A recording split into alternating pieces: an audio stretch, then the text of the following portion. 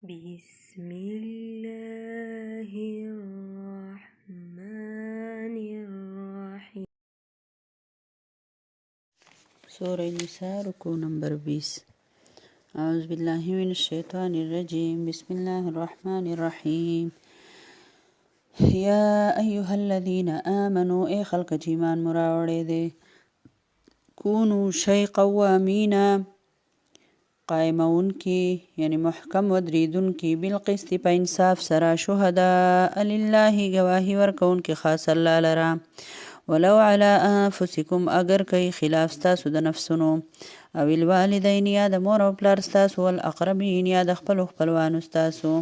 ان یکن غنیا کچری مخالف ډلیواله مالدار، او فقیرا یا غریبانان، فالله پس الله پاک اولا بهما ډیر خیر خوا دی په دې دواړو. یعنی د الله خبره به منئ، خپلوانو دپاره به غلطه ګواهي نه ورکوئ. فلا تتبعوا الهوا پس مزئ تاسو په خواهشاتو پسې، ان تعدلو چې بې انصافي وکئ، وان تلوو او که تاسو واړوئ ژبې خپلې، او تعرضو یا مخ واړوئ د رښتیاونه، فإن الله پس بېشکه الله پاک کان بما تعملون خبیره دی په هغه کارونو چې تاسو یې کوئ خبرداره. یا ایها الذین آمنوا ای خلق چې ایمان مو راوړئ، آمنو بالله ایمان راوړئ په الله، ورسوله پر رسول د هغه، والکتاب الذي او په کتاب هغه باندې، نزل علی رسوله چې نازل کړی دی الله په خپل رسول باندې، والکتاب الذي او په کتاب هغه باندې، انزل من قبل چې نازل کړی دی الله مخکې د دینا. ومن یکفر بالله او هغه څوک چې انکار وکړي د الله نه، او ملائکته د فرشتو نه، او کتبه د کتابونو د هغه نه، ورسوله او د رسولانو د هغه نه، والیوم الاخر د ورځ د آخرت نه، فقط پس یقینا ضل ضلالا بعیدا گمراه شو په گمراهۍ لري سره. ان الذين آمنوا بشک هغه کسان چې ایمان راوړي، ثم کفروا او بیا یې کفر وکړو، ثم آمنوا بیا ایمان راوړو، ثم کفروا بیا یې کفر وکړو، ثم ازدادوا کفرا بیا زیات کلک شو په کفر کې، لم یکن الله نه دی الله لیغفر لهم چې وببخي دی دلرا، ولا لیهدیهم سبیلا او نه به لاره وښیي دوی ته نیغه، او نه به هدایت ورکړي دوی ته د سمې لارې. بشر المنافقین زیری ورکه منافقو ته، بأن لهم چې بېشکه د دوی دپاره عذابا الیما عذاب دردناک دی. الذین یتخذون الکافرین هغه کسان چې نیسي کافران اولیاء دوستان، من دون المؤمنین سوا د مؤمنانو نه، ایبتغون عندهم العزة آیا لټوي دا منافقان چې د کافرو سره عزت دی، فإن العزة لله جميعا بس بېشکه عزت خدا الله سره دی خاص. وقد نزل علیکم او یقینا نازل کړی دی الله په تاسو باندې، فی الکتاب په دې کتاب کې، ان اذا سمعتم چې دا چې هر کله تاسو واورئ آیات الله د الله آیتونه، یکفرو چې د کفر خبرې کېږي، بها پاغې پوري، ویستهزئ بها او ټوغې کېږي پاغې پوري، فلا تقعدو پس مکینئ تاسو معهم د دوی سره، حتی تر دې پوري یخوضو چې دوی مشغول شي، فی حدیث غیره په داسې خبره کې چې هغه بدله وي د هغې نه. انکم بېشکه تاسو اذا مثلهم په دغه وخت کې به تاسو د دوی په شان شئ، یعنی که کښېنئ تاسو د دوی سره نو تاسو به د دوی په شان شئ. ان الله جامع المنافقین بېشکه الله را جمع کوي منافقان، والکافرین او کافران، فی جهنم جمیعا په دوزخ کې ټول. الذین یتربصون بکم هغه منافقان چې انتظار کوي ستاسو په معامله کې، فإن کان لکم پس کچری تاسو لره فتح من الله فتح د طرف د الله نه، قالو نو وایو دوی الم نکم معکم آیا نو موږ ستاسو سره، وإن کان للکافرین نصیب کچری وي د کافرو دپاره څه حصه د فتح، قالو نو دوی وایي الم نستحوذ علیکم آیا مونږ قادر نو په جنګ کولو ستاسو خلاف، ونمنعکم او نو منع کړي مونږ تاسو من المؤمنین د مؤمنانو نه، ونمنعکم او نوی تاسو مونږ منع کړي یعنی نوی مونږ بچ کړي تاسو د مؤمنانو نه.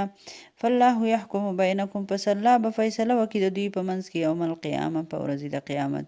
ولن یجعل الله او هرگز نه د ګرځولې الله للکافرین د پاره د کافرانو، علی المؤمنین سبیلا په مؤمنانو باندې لاره د غلبې. اوس په دې رکوع کې الله رب العالمین د ګواهۍ خبره کړې ده چې همیشه د حق ګواهي ورکوئ. که ستا د خپلوانو خلاف دا ګواهي خو چې تو تاله د ګواهۍ ضرورت دی، نو ته به دې ته نه ګورې چې دا مې مور ده، دا مې پلار دی، دا مې خپلوان دی چې د دوی په حق کې ګواهي ورکوم. نه، الله فرمایي فالله اولا بهما، وړاندې حق په تا باندې د الله دی چې ته د الله دپاره د حقې ګواهي ورکه.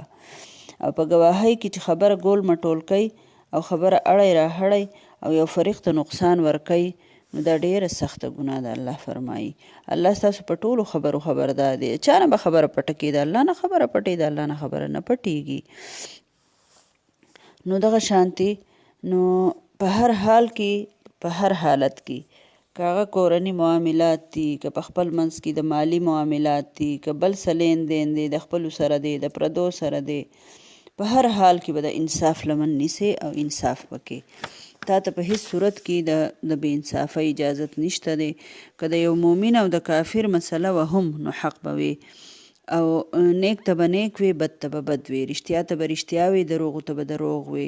بیا الله رب العالمین فرمایي یا ایها الذین آمنوا آمنوا بالله، ای خلکه چې ایمان هم راوړی دی نو ایمان راوړئ په الله باندې. لکه دا د ایمان درجې دي، 2 ځله د ایمان ذکر شوی دی. یو خو هغه ایمان دی چې بس مسلمان پیدا شوی یې، د مسلمان په ملک کې پیدا یې، مسلمان مور او پلار دی جو مسلمان یې. دا آمینو مطلب دا دی چې د زړه د صدق نه، د رښتینې زړه سره، د مضبوط عزم سره، ارادې سره، د ذهن په سوچ او سمج سره ایمان راوړه، او خپل سوچ او خپل عمل او خپل رویه او خپل نظریه، خپل مذاق او خندا، خپل کردار، خپل دوستی، دشمنی، خپل غرض، خپل هر قسم سیز چې دی د هغې عقیدې مطابق یې جوړ که چې په کومې تا ایمان راوړی دی. دې خبرې ته سوچ وکړئ، دې ته وایي ایمان راوړل. په اصل کې ایمان راوړل دا دی. پاک نبی صلی الله علیه وسلم که به ګپ لګوو، داسې نه چې هغه هر وخت په سنجیده ناست و، تش قرآن به یې وی په قلاره به ناست و، داسې خبره نه وه. تاسو وګورئ د نبي صلی الله علیه وسلم زندګي چې رسول الله صلی الله علیه وسلم څه نه دي کړي که نه، او د بیبیانو سره د هغوی رویه څنګه وه، د بچوړو سره، د نوسو سره. ما تاسو ته ویلي که نه، نبي صلی الله علیه وسلم مونځ زر لنډ کې چې دا شاته د ماشوم اواز راځي، مور به یې چېرته په تکلیف کې شي که نه چې بچوړی یې جاړي. لکه دومره د هرې خبرې خیال ساتونکی که نه، او په خپله دومره ډېر زیات به د تربیت خیال ساتو، او هر چاله به یې وخت ورکوو، وړو له، لویو له، مشرانو له، کشرانو له، چم ګاونډ له، بیمار له، سوال کوونکي له. منافقینو به څه وي، دا د غوږونو نه کچه دی، هر چا له ټیم ورکوي. خبره دا ده چې دا د اسلام اصول دي چې د کم دین تا به ایمان راوړی دی، د هغه دین مطابق به د خپله زندګي بیا هغه شانتي کې، هله به تو مؤمن یې که نه. نو په څه حالاتو کې نبي صلی الله علیه وسلم صبر نه دی کړی،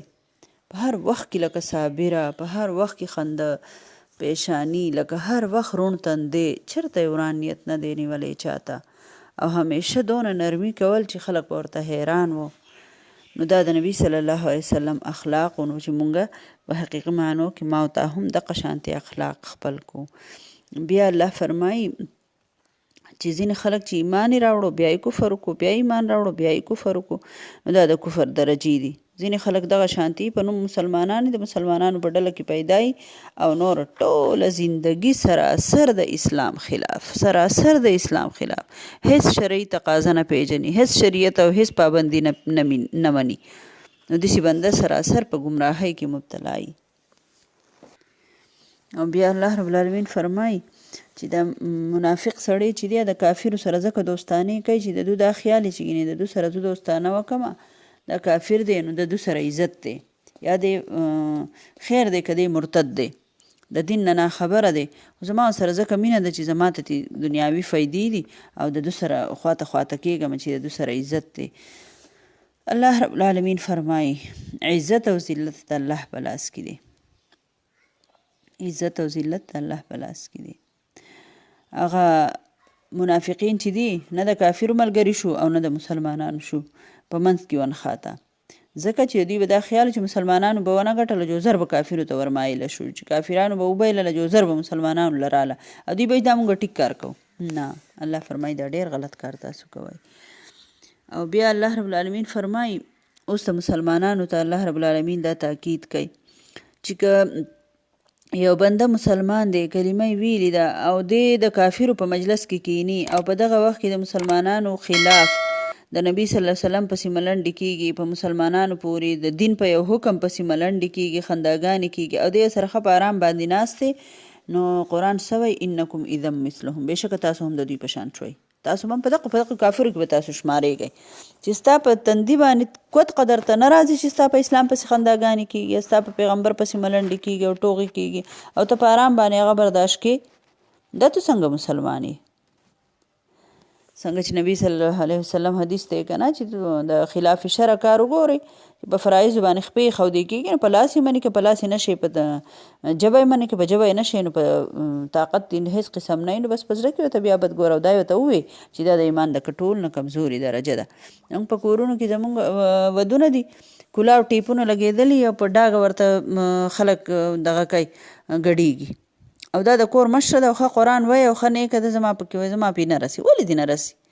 ورشه تو دا ټیپ دا تار را لري که او ورته وایي دا به نه غږ کېږي، ډېګونه راوړی دا به نه راوړی کېږي، کم از کم دا یاره خو به یې ستا د مخې خو به یې نه کوي، دا انسانیت خو که اول خو به الله پاک رحم وکړي چې مکمل به یې ونه کړي، خو که نور څه نه نو پټ خو به یې وکړي که نه، په دې خو به پوه شي چې دا ګناه دی او دا مشر پې خفه کېږي، نو سړو ځان له ځان شرمولی دی، هېڅ ته کې یو طرف ته ناست وایي به دا دوی خپلې خوشحالی دي، او ښځو ځان له ځان شرمولی دی، کله ډاګه په عام میدان باندې د یوې ښځې ګډېده، دا کوم اسلام تا ته اجازت درکوي؟ نو دغه شانتې ډېر اعمال داسې دي چې لکه هغه دونه خبره نه ده، لکه موږ کنټرول کولی شو، خو د خلکو د دې نه لاس ایستې دي، وایي به ځه نو داسې کارونه مه کوئ، ته یو مجلس کې ته ناست یې او کوم کار کېږي نو ته په هغې کې شمار یې، په صلح، په سلا رضا، په مینه، په همدردۍ، په طریقه خبره کوئ چې دا کار به کوو خو دا به داسې کوو دا به داسې کوو، الله ناراضه کېږي، خدای مکه حادثه پکې رانه شي، دا کار به وشي، لکه په کار ده چې موږ د الله حکم ومنو که نه، موږ خو اوس قرآن وایو، لکه داسې خبره چې ده نو په طریقه باندې په کار ده چې هر مسلمان د بل مسلمان اصلاح وکړي، او په هغه وخت کې خو به دوی د کافرو سره کېناستل او د کافرو په طریقو باندې به عمل کوو، نو الله فرمایي د منافقینو ته چې که تاسو د هغو طریقې کوئ نو تاسو د هغو نه یې، بس داسې ده لکه تاسو چې هم دغه شانتي یې، او بیا الله د منافق دغه کردار هم ښایي چې دا منافقان چې دي د هغو سره یو ځای شو چې ورته وایي موږ خو ستاسو ملګري یو، موږ خو د مسلمانانو خلاف تاسو سره جنګ کولی شو خو موږ نه کوو او موږ مسلمانان ستاسو نه منع کړي وو، نو دا خپل دغه ګواهي ولا ورکوي چې موږ ستا ملګري یو او په موږ باندې شک مه کوئ، نو دا بدنصیبه قوم منافق چې نه د یو طرف شي او نه د بل طرف شي، الله دې موږ ټول د منافقت نه په امان کړي.